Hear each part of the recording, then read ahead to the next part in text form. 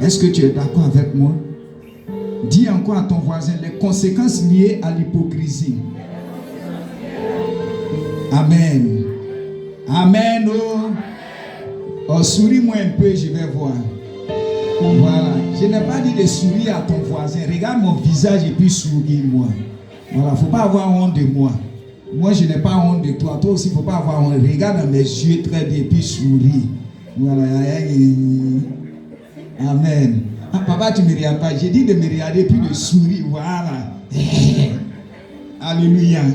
Que Dieu nous bénisse. Soyons concentrés. C'est très important, ce message. Et ces différents messages que le Seigneur est en train de nous délivrer durant ces 3 semaines. C'est très important pour nos frères. On peut tout prêcher, mais si on saute, on n'est pas conscient des événements de la fin des temps, on aurait venu au temple pour rien. On aurait servi Dieu pour rien. C'est quand tu as la connaissance des choses à venir, des événements, des situations que les prophètes et le Seigneur lui-même a prophétisé. C'est en cela que ces événements vont susciter la crainte. Et chaque fois que tu vas poser des actions en te rappelant des événements qui sont en train d'arriver, ça va te permettre de te maîtriser. Amen. Donc, on va prendre les textes bibliques. On va prendre Marc chapitre 7, verset 6. Et notre texte principal qui est toujours Luc chapitre 12, verset 1 à 3.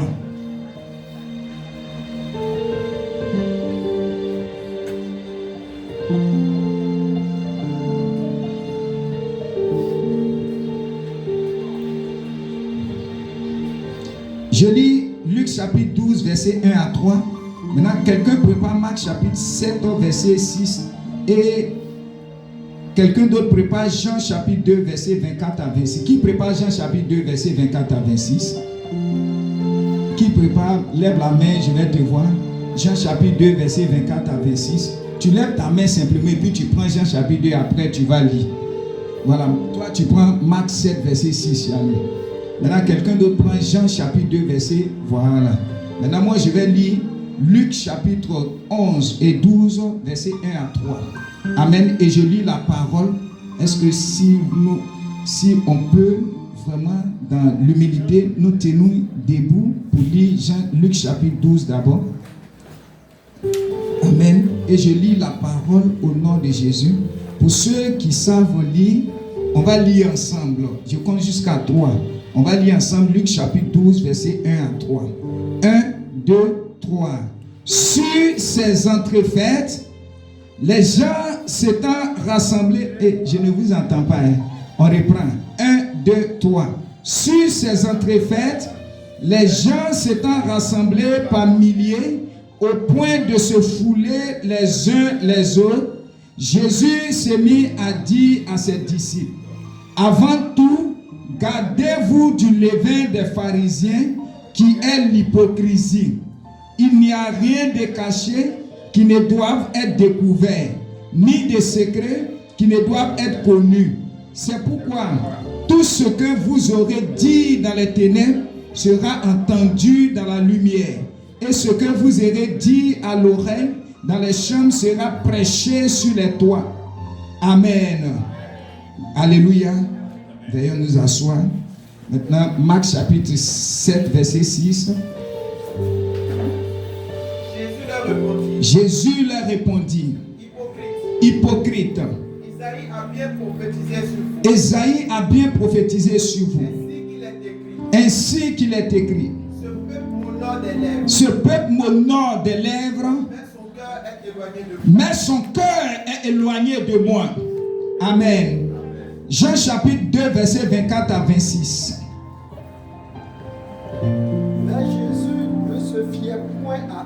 Mais Jésus ne se fiait point à eux. Parce qu'il les connaissait tous. n'avait pas besoin qu'on lui rende témoignage d'aucun homme. Et parce qu'il n'avait pas besoin qu'on lui rende témoignage d'aucun homme. Car il savait lui-même. Car il savait lui-même ce qui était dans l'homme. Amen. Gloire à Dieu. Ainsi, bénissons la parole de Dieu au nom de Jésus. L'amen est faible. Bénissons la parole de Dieu au nom de Jésus. Ou bien tu n'es pas content d'entendre la parole de Dieu? Voilà. Les filles qui sont là-bas, rentrez, disposez-vous. Ne causez pas et disposez-vous pour écouter la parole de Dieu. Vous qui êtes dehors, disposez-vous pour entendre la parole de Dieu. Amen. Vous savez, ici, la dernière fois, Jésus a mis en garde contre ses disciples une œuvre de la chair qui est l'hypocrisie. Il dit avant tout, il y a eu un événement qui s'est passé et ça concernait l'action des pharisiens, des scribes. Et Jésus, quand il a vu l'action de ces leaders religieux et qu'il était en train de former des leaders pour le relayer dans sa tâche, après qu'il soit parti, va mettre en garde, va dire quelque chose de très important à ses disciples et à nous aussi qui sommes ses disciples. Avant tout, répète avant moi, avant toute chose, gardons-nous de l'hypocrisie. Voilà, donc on répète encore, mais cette fois-ci tu regardes ton voisin, tu dis voisin. Avant toute chose, gardons-nous de l'hypocrisie. Amen. Gloire à Dieu. Donc, frères et sœurs, c'était des chefs religieux, des gens que Dieu a mandatés pour enseigner la loi, en permettant au peuple de mettre en pratique la loi. Et il s'est avéré dans leurs actions que la tâche que Dieu leur a signée n'était pas agréable à lui. Ils étaient en train de faire autre chose sur le terrain. Alors que Jésus était en train de former des hommes, des leaders, pour établir la vraie vérité. La vérité qui concerne l'adoration. La vérité qui concerne la manière dont on doit adorer Dieu. Donc, quand il a remarqué cette action d'hypocrisie dans la vie des pharisiens, il va mettre en garde ses disciples pour dire, vous aussi, vraiment veillez à ce que ce péché d'hypocrisie-là, ça n'habite pas en vous. Parce que dès que le péché d'hypocrisie habite en un homme, ça change tout. Ça change le plan de l'adoration. Ça change la manière de servir. Ça change le plan de Dieu. Le modèle que Dieu nous a signé, sur lequel nous devons nous appuyer pour l'adorer. Ça change tout. Et c'est pourquoi nous devons nous garder de l'hypocrisie. Amen. Dis hypocrisie. Maintenant, qu'est-ce que l'hypocrisie ou qui est l'hypocrite ou quand on dit quelqu'un est hypocrite, qu'est-ce que ça veut dire? L'hypocrite c'est qui? L'hypocrite, c'est celui qui couvre sa vraie nature pour présenter une apparence de piété. Je reprends. Écrit, l'hypocrite, c'est celui qui couvre sa vraie nature. C'est d'abord on fait ils ont pas fier. Ils ont pas fier on fait fier. Mais un cabo pour le cinéma, alléluia. C'est celui qui cache sa vraie nature. C'est-à-dire sa nature propre. Sa nature qu'il manifeste lorsqu'il est dans le secret. Lorsque personne n'est auprès de lui. Et qui présente au milieu des hommes, au milieu de la foule, une autre manière de vivre ou une autre nature. c'est celui-là qu'on appelle hypocrite. Gloire à Dieu. C'est aussi faire paraître ce qu'on n'est pas aux yeux des hommes. Faire paraître ce qu'on n'est pas. Ce que tu n'es pas là. Tu dis aux gens que tu es.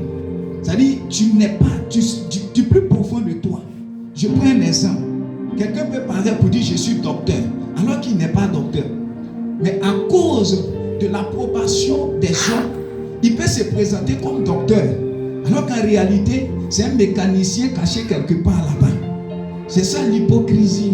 C'est-à-dire, tu présentes ce que tu n'es pas aux hommes pour chercher leur approbation, ou tu présentes une nature aux hommes pour éviter le jugement des hommes. Gloire à Dieu. Tu peux venir t'asseoir et dans ton fond tu es sorcier. Tu sais que tu pratiques la sorcellerie. Tu sais que dans ton fond intérieur, soit tu trompes ton mari. Tu sais que dans ton fond intérieur, tu trompes ta femme. Tu sais que dans ton fond intérieur, tu voles. Mais tu présentes une certaine apparence d'humilité, une nature pour couvrir ce que tu es. Et c'est ce qu'on appelle l'hypocrisie. Ce que tu n'es pas dans le secret et que tu le présentes dans la foule et que tu l'exposes au milieu des gens. C'est une manière d'être hypocrite. Alléluia. Or, Jésus a dit que tout ce que nous dirons à l'oreille, dans la chambre, tout ce que nous allons chuchoter qui est mauvais, la lumière va tout révéler. Gloire à Dieu. La lumière va tout révéler. En tout cas, même si tu es sorcier, tu es caché. Même si tu es voleur, tu es caché. Mais il va y avoir un moment où la lumière va te dévoiler. On va t'attraper dans le vol. On va t'attraper dans l'adultère. On va t'attraper dans ce que tu fais. Et Dieu va t'exposer à la honte. Et c'est pourquoi ce matin, Dieu te donne d'être sincère. Dieu te donne aujourd'hui d'être sincère avec lui au nom de Jésus. Hier soir, lorsque j'étais à Acier, au cours d'un culte, le Saint-Esprit m'avait donné un message qui concernait une dame. Et le Saint-Esprit, pendant que je prêchais, l'Esprit de Dieu me disait que la dame trompe son mari. Elle trompe son mari, elle est assise là. Et je donne la révélation. J'ai dit, tu es une femme, tu es ici. Le Saint-Esprit me dit que tu es en train de tromper, tu trompes ton mari. Mais si tu n'arrêtes pas, tu ne te répands pas, Dieu va t'exposer un jour. Dieu va t'exposer. Maintenant, quand j'ai donné la révélation, personne n'est venu. J'ai dit, ah Seigneur, est-ce que ce n'est pas encore ma pensée? J'ai dit, après le culte, que cette dame dans le secret vienne me voir. Seigneur, est-ce que ce n'est pas ma pensée? Seigneur, j'ai ma pensée encore. Ah Seigneur, ton affaire là. Quelque temps après, il y a une de mes filles dans le même quartier qui était allée rendre visite à cette femme en question, que je n'avais pas vu le visage, mais le Saint-Esprit m'avait parlé. Donc elle va rendre visite vers les 19h. Elle va. Mais je ne sais pas, mais à sa grande surprise, elle surprend sa soeur. Où ça? Pas dans la chambre, dans la cuisine, en train de avec un autre homme. Oui. Et quand elle a surpris déjà, bon, la soeur en question, dès qu'elle a eu honte, maintenant, celle qui l'a surpris est venue me voir pour dire, pasteur, j'ai surpris cette personne avec un autre homme. Et puis où? Dans la cuisine, pendant que son mari était au campement. Et quand elle m'a dit ça, je suis allé vers elle. Et vraiment, comme en tant que pasteur, pour la réconforter, pour l'exhorter et pour l'appeler à l'ordre. Elle a fini de m'écouter, elle n'est plus venue à l'église. Je suis allé là-bas maintes fois. Elle n'est plus venue à l'église. Je ne l'ai même pas réprimée. J'ai dit à la soeur de ne pas dire à quelqu'un. Même son mari même ne savait pas. C'était un secret entre nous trois. Peut-être nous quatre avec l'homme. C'était un secret. Mais j'ai demandé à ce qu'elle se répande. Elle n'a pas voulu. Elle est restée. Maintenant, quand on m'a affecté, c'est après mon affectation, quand l'autre passé est venu, c'est là qu'elle est revenue à l'église. Alléluia. Mais tu vois, la chose que tu ne veux pas abandonner, que tu n'as pas l'intention, Dieu va permettre. C'est-à-dire, entre toi et lui, peut-être une personne, Dieu va permettre que ça soit dévoilé. Maintenant, l'année dit, Nyanson ba, wafani mantra nyanson bli. C'est-à-dire, la petite honte vaut mieux que la grande honte. Donc, Dieu, il est amour, il est miséricorde. C'est pourquoi quand il te surprend, il fait de sorte que tu te répands et que tu abandonnes. Elle ne s'est pas repentie. Parce que ma présence, même avant de quitter Asie, des messages que j'avais donnés, ça purifiait l'église. Les gens qui ne supportaient pas sont partis. J'ai dit, ouais, moi je suis rassuré. Je suis convaincu que le Saint-Esprit a fait son travail. Quand je suis reparti, toutes ces personnes, ce groupe est revenu. Alléluia. Maintenant, quand la femme en question, son mari, il aime mon affaire. Mais chaque fois, il ne vient pas à l'église. Mais quand il y a une situation, il m'appelle pasteur. Ça là, je dois faire comment? Hier soir, j'étais allé rendre visite à quelqu'un au Maroc. Dès que j'arrive, en cours de route, il m'appelle. Il dit, pasteur, j'ai surpris ta fille dans ma chambre avec un autre homme. Je lui ai dit, et ce matin-là, elle me pressait, mais depuis là, tu ne vas pas au champ. Mais je suis allé au champ, mais je n'ai pas eu l'envie de travailler. Je suis revenu, j'ai surpris ma femme dans la chambre avec un autre homme. Frère, tout ce qui est caché sera révélé par la lumière. Il ne faut pas essayer de te cacher. On ne se moque pas de Dieu. Ce qu'un homme aurait semé, il va le moissonner. Il ne faut pas te moquer. Tout ce que Dieu est en train de te dire, de nous dire, c'est pour notre propre bien. Ta vie à l'église doit être conforme à la vie que tu vis dans le secret. Ce que tu es ici doit refléter ce que tu es dans le secret. Parce qu'un jour, la lumière finira par dévoiler tes œuvres. Et ça sera une grande honte. Tout le village aujourd'hui savent que ma fille, elle a commis l'adultère. Même, tu seras humilié devant les villageois. On dit, oh, regarde. Alléluia. Et au milieu de tes frères, comment tu vas gérer ça? Maintenant, son mari m'appelle. Il dit, pasteur, bon, vraiment, qu'est-ce que je dois faire? Parce que ce que tu vas me dire, c'est ce que je vais faire. Il dit, hey. D'accord. Il dit, mais j'ai dit, mais après ça, qu'est-ce que tu as fait? J'ai dit, j'ai mis ses bagages dehors.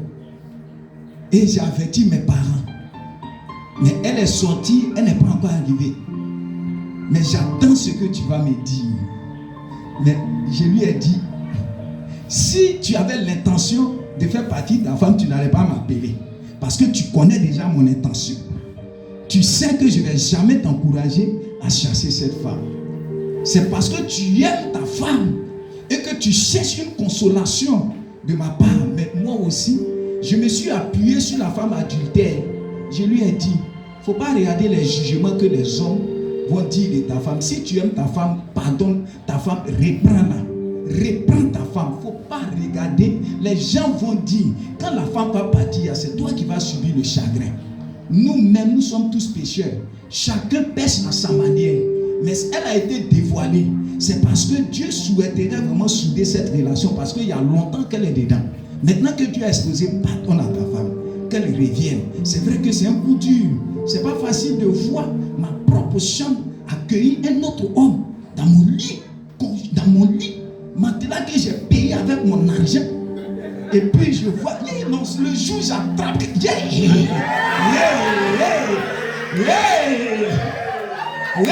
C'est ça. Non, je n'ai vu ça. Non, c'est une manière de parler. Mais je vais laisser le manteau de pasteur. Seigneur. J'ai dit, Seigneur, tu es présent, je ne vais pas te rejeter, mais ça là seulement, adultère là, avec les femmes là, il ne faut pas jouer avec ça. Amen. Dis à ton frère, sois fidèle à ta femme, sois fidèle à ton mari. Gloire à Dieu. Gloire à Jésus. Quand j'ai fini de dire, quand j'ai fini, il dit, pasteur. non, toi, même si quelqu'un est sur le point d'aller se suicider, Mais cette personne aura toujours l'envie de continuer à vivre. Merci beaucoup. Je vais reprendre ma femme. Mais parce que je m'en vais chez mon papa. Mon papa est très déchaîné. Donc va, je vais t'appeler. Tu vas parler aussi à mon père. Ah, je vois, il aime sa femme. Il aime sa femme. Et je vais, il me donne le téléphone. Et je commence à parler à son père. Quand j'ai fini, voici la réponse de son père. Hey, tiens bien. Ndemo be kan yi mo nzu flolo wi si wa jomia rombani na ndeba yati on a compris ça calmait, je sais pas, mais il y a quelque chose qui était derrière ce que tu me disais, ça calmait mon cœur. Toutes les décisions qu'on avait prises, vraiment ça nous a déglacé. C'est qu'on a compris, on va essayer de voir si elle se répand, qu'elle revienne, on va l'accepter. Alléluia. Maintenant elle, je l'ai appelée, ça passe pas. Aujourd'hui encore je vais insister sur son numéro. Pourquoi? C'est vrai que c'est un délit, mais l'Église, c'est l'épouse de Jésus. Il y a la miséricorde qui a avancé, le jugement n'est pas encore arrivé. Dieu lui nous interpelle, il t'interpelle. Mais au jour, si tu en tissu ton cœur, il va t'exposer. Mais l'exposition là, l'intention de Dieu en t'exposant, c'est pas pour te huer, ou pour t'humilier, ou pour te détruire. Mais c'est pour que tu fasses quoi? C'est pour que tu fasses quoi? Tu changes, tu te répands. Alléluia. Ça doit aboutir à la repentance. La repentance véritable. Un changement catégorique, un détour. Tu dis, j'abandonne ça. À partir d'aujourd'hui, je refuse de faire ça au nom de Jésus. Il y a encore une femme, en son temps qu'on faisait sa repentance. L'Esprit de Dieu nous a conduits. Et la femme en question, l'Esprit de Dieu a dit de cette femme qu'elle pratique. Et qu'elle n'a qu'à se repentir pour que son mal finisse, à qu'elle se repente. On arrive là-bas, la femme dit non, je n'ai jamais pratiqué la sorcellerie. Maintenant je reviens, je dis maman dit, elle est dedans. Va, il faut enseigner. C'est-à-dire, fais tout possible pour l'amener à confesser, pour qu'elle soit libre. J'ai tout fait, toutes les paroles, pour lui dire que ça va rester entre nous. Personne même ne saura que tu prends. Et puis la sorcellerie là, tu n'as pas acheté. La sorcellerie, on n'achète pas. Ça peut être moi, ça peut être nous tous. Si tu as eu la grâce de ne pas être sorcier, bénis Dieu. Parce que tu n'as aucun pouvoir contre la sorcellerie. Qui a le pouvoir d'arrêter la sorcellerie? Il vient comment on appelle, te séduire dans le songe. On te donne la nourriture, tu manges. Ou bien on peut t'envoûter, tu es couché sur quelque chose. C'est parce que Dieu nous garde, Dieu nous préserve. C'est pourquoi beaucoup, on n'a pas reçu ça. Mais ceux qui n'ont pas eu la grâce et qui ont pratiqué, c'est vrai que l'ennemi les a flattés, mais Dieu, si tu es là, Dieu te donne l'occasion de te repentir de façon sincère. La sorcellerie n'aboutira à rien. Et cette femme, je suis allé, je suis parti, je marchais 1 kilomètre pour aller vers elle. Et chaque jour, je partais, elle dit naï. Chaque jour, elle dit naï. Elle dit bon, et depuis là, tu viens, tu as fait des sorciers là. Bon, pasteur, si toi-même tu as vu quelque chose là-bas, si tu vois que je vais là, il faut décrire un peu. Il dit, c'est moi qui vais, la nuit là, quand tu t'envoies là, est-ce que moi je vois dedans? Quand tu vas pour manger ton makouzou là, est-ce que moi je vais dedans? Ah, d'accord. On a laissé ça comme ça. On n'a plus rien dit. J'ai dit, maman, il faut laisser. Comme le secret, comme Dieu voudrait révéler la chose dans le secret, laisse. La lumière va révéler ça. Quelque temps après, en pleine adoration, où il y avait plus de 500 personnes, on attend une femme. Je vais dire, les gendarmes sont en train de me frapper. Je vais dire, on dit à quoi? Donnez-moi le micro. Il y a quoi? Elle dit, les gendarmes sont là. Ils sont derrière moi. Ils disent que si je ne dis pas là, ils vont me tuer. Je ne vais pas mourir. Je refuse. Donnez-moi le micro. Elle dit, tiens. Elle dit, mon fils qui est tombé dans le puits là, c'est moi qui l'ai tué. Ça a commencé comme ça jusqu'à la servante était obligée d'arracher le micro pour dire va t'asseoir, c'est bon comme ça. Et ce qui est en train de sortir là, ça peut déclencher même vraiment la guerre au village. Gloire à Dieu. Tu vois, c'est ce que j'ai dit là. Nyanzon ba. Enfin, il m'entra Nyanzon. C'est pourquoi il faut te repentir dans le secret. Viens voir ton pasteur. Il va jamais, même quand je fais des repentances, ma femme même ne sait même pas, ne peut même pas, elle-même elle sait. Elle ne peut pas me dire telle personne a dit quoi. Non, elle me connaît pour ça. La repentance, ça c'est un secret. Donc, ne pensez pas que quand vous venez vous repentir, on va l'exposer, les gens vont commencer à dire ça de vous. Non, c'est entre nous deux. Dieu, quand tu finis, il efface ça. Mais si il te parle et que tu en discutes, sachant que toi-même tu sais que tu es dans la chose, tu continues, tu persévères, tu prends plaisir. Je prie beaucoup pour toi parce que je vois déjà ton devant. Amen. Je n'ai même pas commencé mon message, mais je crois que c'est le Saint-Esprit qui est en train de me conduire ici. Ainsi, voici l'hypocrisie, ce que ça conduit. Donc ici, frère, il faut comprendre que toutes les actions ou motivations qui se diffèrent de l'acte du but est de l'hypocrisie. C'est-à-dire, tu peux dire quelque chose, tu peux dire je suis avec vous, mais dans ton fond intérieur, tu sais que tu n'es pas avec vous. Je suis partant avec vous, mais dans ton fond intérieur, tu sais que ton cœur est éloigné. Et c'est ce que Dieu reprochait aux pharisiens et aux sadducéens. Il dit hypocrite. Ce peuple est hypocrite. Ce peuple m'honore de ses lèvres, mais son cœur est éloigné de moi. Ça veut dire, il confesse, c'est par des préceptes humains qui l'homme honore. Il dit des choses, il ne faut pas faire ça, il ne faut pas faire ça. Alors qu'eux-mêmes, dans le secret, ils font à l'intérieur d'eux, ce sont des hommes qui sont remplis d'iniquité. Qu'est-ce que tu fais dans le secret, mon frère, que les gens ne voient point? Qu'est-ce que tu manifestes? Où tu sais que c'est quelque chose que Dieu a interdit, que tu continues de manifester. Frère, la parole de Dieu nous éprouve tous. C'est pourquoi Jésus, dans Jean 2, qu'on a lu de suite, on dit, quand il a fait le miracle, les gens ont cru en lui. Les gens ont cru en Jésus. Maintenant, on vient dire à Jésus que après les gens là, ils ont cru en toi après ce que tu as fait. Maintenant, Jésus va dire, la Bible dit que Jésus ne se fiait pas à qui?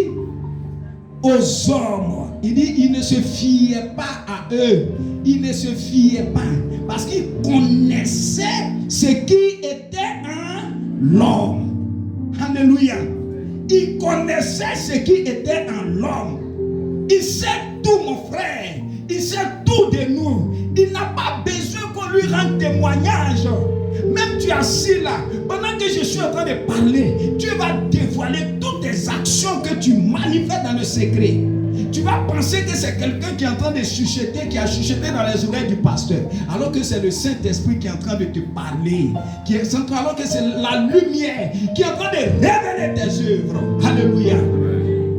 Il y a une femme, elle était venue un jour au culte. C'est sa camarade qui l'avait invitée. Elle vient au culte. Moi, je ne la maîtrise même pas. Plus de 250 personnes. Je prêche avec 250 personnes. J'étais caché dans la foule. Quand j'ai fini mon serment, quand j'ai fini mon message, je vois dehors les gens qui étaient en train de dire, mais il y a quoi? La femme en question, l'invitée est venue. C'est-à-dire, elle est en train d'accuser sa sœur. Pourquoi tu fais ça? Pourquoi tu fais ça? Tu as tout dit sur moi à ton pasteur. Et ton pasteur aussi s'est arrêté. C'est tout ce que j'ai fait là. C'est ce qu'il a dit. Est-ce que moi je te connais? Je ne savais même pas que tu étais là. Elle-même, je ne savais même pas. Je n'ai même pas vu son visage. Elle dit qu'on m'a dit ce que je suis en train de prêcher là. Aïe, est-ce que moi je te connais? Je ne te connais pas, mais Jésus te connaît. Je ne te connais pas, mais Dieu te connaît. Je ne vois pas tes œuvres que tu commets dans le secret, mais Dieu, regarde la part de ton voisin. Dis, mon frère, il ne faut même pas te cacher, Dieu te voit. Va te cacher, Dieu te voit. Je vous ai révélé l'histoire du Congolais là. Le Congolais, le responsable congolais à l'église qui partait voir les prostituées là. Je vous ai déjà dit ça. Il partait voir les prostituées. Quand il va la nuit, il descend, il rapproche d'abord, souquer des bébés. Il finit la nuit, il regarde à gauche, à droite et puis il rentre dans la chambre de prostitution. Et il commence à poser. Quand il finit l'être, il regarde à gauche, à droite, s'il n'y a personne. Automatiquement, il se rhabille, il glisse. Un jour, quand il s'est déshabillé, il s'est couché comme ça. Il regarde dans le plafond un gros œil. Un gros œil était en train de. Et puis c'est tellement gros, ça fait ça. Quand ça clique, même il attend clic. Tellement il a eu peur. Il s'est rhabillé rapidement, il n'a pas dû se mettre en genoux. Le lendemain, il va voir son pasteur. Il dit non, pasteur, voici ce que je faisais. Alléluia. Dieu te voit. Les yeux de Dieu nous observent. Tu ne peux pas te cacher. Il dit rien ne peut être caché aux yeux de Dieu, mon frère. Il ne faut jamais tenter. Pendant que Dieu nous a fait grâce de découvrir la vérité, conformons-nous à cette vérité. Conformons-nous à cette vérité. Vous voyez? Parce qu'aujourd'hui, quand je vais parler de l'hypocrisie, aujourd'hui tu vas penser que tu ne fais pas partie, mais je vais te dire une chose. De prêcher. Alléluia. Amen. Tu vois l'hypocrisie, la forme d'hypocrisie. L'hypocrisie peut naître facilement dans le cœur d'un homme. Par quoi? L'hypocrisie peut naître facilement. J'ai dit que souvent ce sont des actions qu'on pose. Souvent soit pour faire quoi? C'est-à-dire pour être approuvé des hommes ou bien pour éviter soit un jugement. Est-ce qu'on me comprend? Pour éviter un jugement, tu peux t'avérer bon. Alors qu'en réalité, pour présenter une apparence de sorte que les gens ne te voient pas afin de pouvoir t'humilier ou te juger. Maintenant, tu peux poser une action qui n'est pas mauvaise, mais l'action que tu es en train de poser, sa motivation n'est pas ce que nous pensions. Je peux dire, bon, je donne l'argent aux pauvres, mais alors qu'en réalité, je ne m'inquiète pas ou ne me soucie pas des pauvres. Ma réalité, mon cœur me dit que quand je vais donner, les gens vont me voir, les gens vont m'acclamer, les gens vont m'apprécier. Alléluia. Est-ce que tu entends ce que j'ai dit? Donc ta motivation est contraire à ce que tu es en train de poser comme action. C'est une forme d'hypocrisie. Quand on donne et que la motivation est contraire, il faut comprendre que c'est une forme d'hypocrisie. C'est pourquoi la Bible dit: garde ton cœur plus que toute autre chose, car de lui viennent les sources de la vie. C'est au cœur que Dieu regarde. Quand nous posons des actions, toutes les actions ont pour centre le cœur. Le cœur est le centre des actions. Donc tu peux cacher ça. Tu peux cacher ça pour un temps. Mais je t'assure, le cœur là, c'est l'ami sur lequel il ne faut jamais compter. C'est-à-dire qu'il ne faut pas compter sur le cœur pour dire qu'il va maintenir ton secret pendant longtemps. Non, il va le faire pour un temps. Ah mon frère, si tu ne le fais pas, moi je vais le faire pour toi. Et un jour, il va dévoiler ça. Il dévoilera et il va t'exposer, parce que toutes les actions que nous posons viennent du cœur. Le cœur ne va pas garder longtemps ton secret. Le cœur va t'exposer par ton attitude, de sorte que les gens voient qui tu es. Ils vont te dire: oh, amen. Amen. Est-ce que tu es d'accord avec moi? Quand on va voir le jugement, vous allez comprendre l'enlèvement là. Quand on va enlever là, les gens qui vont rester là, si tu n'es pas enlevé, tu es foutu pour ton quartier. Ah bon? Donc si tu n'es pas enlevé là, tu es foutu. Ah bon, chaque dimanche, c'est toi, tu te présentes, tu t'en vas à l'église. Bon, dis-nous ce que tu faisais, et puis toi, tu n'es pas parti aussi. Il faut nous dire, il y a bois qui est là, parce qu'en ce moment-là, l'iniquité là, ça dit qu'on dit ça serait accru, parce que le Saint-Esprit n'est plus là. Vous savez, aujourd'hui, si les gens ont compassion là, c'est à cause du Saint-Esprit. Quand le Saint-Esprit ne sera plus là pour un temps, où l'église sera enlevée, c'est l'église qui maintient les gens. Sinon, après l'enlèvement là, même une femme aujourd'hui, quand tu vois les femmes passer, quand tu vois quelqu'un passer, si quelqu'un tombe, hé mon frère, lève-toi. Mais je vous assure, quand l'enlèvement, après l'enlèvement, tu tombes même, tu es une vieille, même les gens même vont se moquer de toi. Ils vont commencer à rire. Maintenant, après ça, ils vont commencer, eux-mêmes, ils vont monter dans les maisons, dans ton quartier là. Si tu es là-bas, on va te dire, ah, mon frère, nous on est venus à un bois. Il faut nous dire ce que tu as fait, et puis toi, tu n'es pas parti aussi. Il faut nous dire. Mais c'est toi qui nous distrais chaque jour, tu vas à l'église, et puis tu n'es pas venu nous prêcher la parole. Il faut nous dire ce que tu as fait. Ah bon? Tu ne dis pas, ils vont te tabasser. Ils vont te maltraiter. Et on va voir ça après l'enlèvement. Après, quand on va voir l'enseignement sur l'enlèvement. Amen. Est-ce que tu m'écoutes? Est-ce que tu es prêt à changer ce matin? Amen. Non, est-ce que tu es prêt à changer? Amen. Alléluia. Donc, changeons l'hypocrisie.